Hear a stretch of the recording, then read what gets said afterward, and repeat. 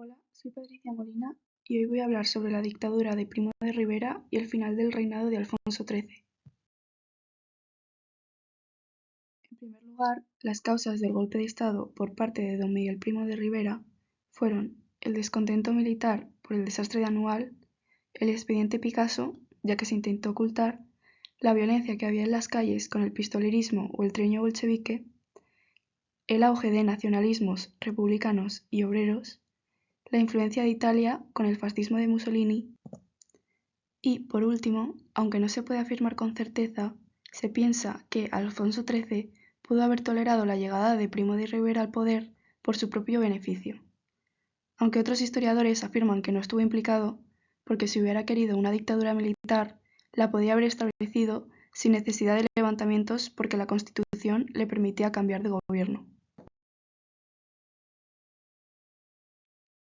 El 13 de septiembre de 1923, don Miguel Primo de Rivera, que era el capitán general de Cataluña, proclama el golpe de Estado, que fue aceptado por el rey cuando regresó a Madrid. Declara el estado de guerra con el que los militares tienen el control total de las calles, suspende la Constitución de 1876, disuelve las Cortes y censura la prensa. Sorprendentemente, no hubo resistencia popular, ya que los ciudadanos estaban a la expectativa, porque esperaban que este cambio trajera estabilidad al país.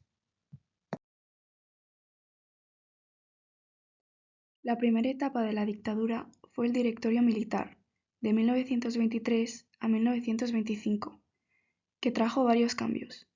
El primero es la ilegalización de manifestaciones y huelgas para evitar el caos. También prohíbe la bandera de Cataluña, su himno, hablar catalán en público y la Mancomunidad de Cataluña. Crea un partido llamado Unión Patriótica. Era un líder populista y aparentemente atacaba al caciquismo, principalmente porque no había elecciones, y es reconocido por su victoria en Alhucemas con la ayuda de Francia en 1925. En el Directorio Militar, el gobierno estaba formado por militares, y destacan los 4 militares que ayudaron a Primo de Rivera en el golpe de Estado, que pertenecían al llamado Cuadrilátero. Son José Cavalcanti de Albuquerque, Federico Berenguer Fusté, Leopoldo Saro Marín y Antonio Daván Vallejo. En el Directorio Civil de 1925 a 1930, los ministros eran militares y políticos.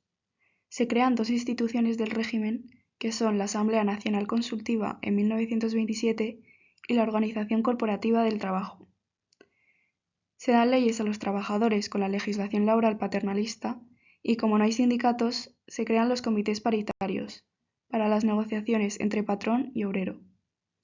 Era una época de prosperidad económica y España era un país proteccionista. Por lo tanto, invierten dinero en infraestructuras como carreteras o puertos y en monopolios públicos como Telefónica. Algunos de los políticos del Directorio Civil fueron Eduardo Callejo, José Yanguas, José Calvo Sotelo y Eduardo Aunós. Las causas del final de su dictadura en 1930 fueron el aumento de la oposición de republicanos, socialistas, anarquistas, intelectuales, estudiantes y militares progresistas y la crisis económica de 1929.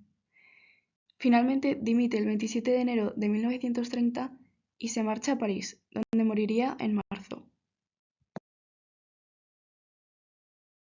Después, Berenguer es nombrado jefe de gobierno el 30 de enero. Al fracasar en su intento de imitar a Primo de Rivera, llaman a su mandato dicta blanda.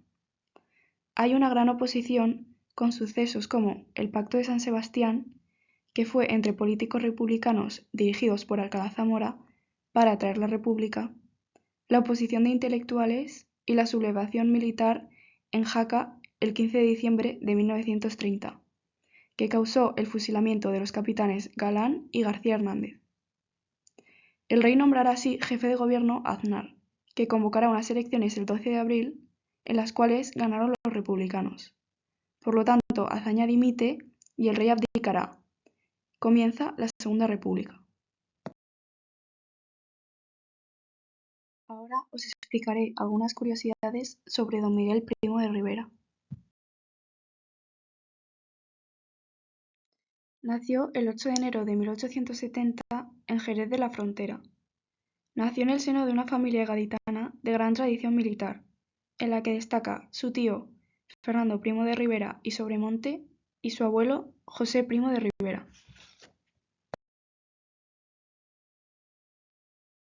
Se casó con Casilda Sáenz de Heredia y Suárez de Algodín, con la que tuvo 6 hijos: José Antonio, Miguel, Carmen, Pilar, Ángela y Fernando. Destaca José Antonio Primo de Rivera, el hijo mayor, que fundó la Falange en 1933. La Falange era un movimiento político de ideología fascista que fue declarado ilegal en el año 1936 y Primo de Rivera fue encarcelado. El gobierno de la República decidió trasladar al líder de la Falange a la cárcel de Alicante, donde un tribunal popular lo condenó a muerte y fue fusilado el 20 de noviembre de 1936. Espero que os haya gustado el vídeo y no olvidéis suscribiros a Segundos de Historia.